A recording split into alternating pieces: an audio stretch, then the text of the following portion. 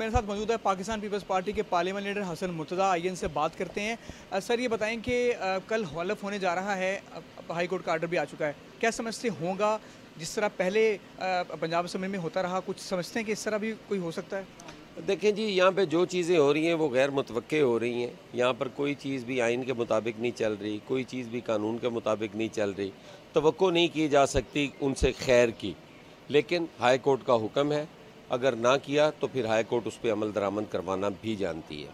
आप समझते हैं कि कौन है जो सारा ये गैर आइनी जो काम हो रहा है इसमें ये कर रहा है और रुकावट बना हुआ आइनी इक़दामात के हवाले से?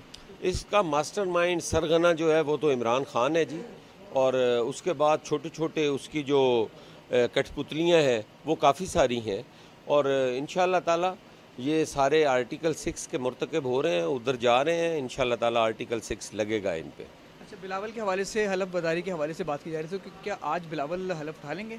जी, बिलावल साहब आज हलफ उठाने जा रहे हैं जी। अल्लाह ताला उन्हें इस मिशन में कामयाब करे, वो पाकिस्तान को जो इस वक्त आइसोलेट हुआ है और उसकी वो जो पोजीशन है उसको वो बहाल कर सकें। और मुझे पूरी उम्मीद है उनकी सलाहियतों पर, और अपने नाना की तरह और अपनी वालदा की तरह और अपने वालिद की तरह वो इन चैलेंजेस का मुकाबला भी करेंगे और इंशाअल्लाह ताला कामयाब भी होंगे। इमरान खान जो है वो कहते हैं कि इस्लामाबाद की तरफ वो बढ़ेंगे। आप समझते हैं कि उनका ये दावा ठीक निकलेगा कि लोग उनके साथ होंगे और हुकूमत को घर जो है वो हुकूमत को चलता करेंगे वो? अब उनका टाइम गुज़र चुका है, वो अब एक सड़क छाप क्या हैसियत है उनकी और किरदार है, वो उसी पे रहेंगे। और मैं समझता हूँ कि उनका अंजाम भी हिटलर वाला होगा, किसी वक्त भी कोई ख़बर आ सकती तो है। मुस्तकबिल है उनका?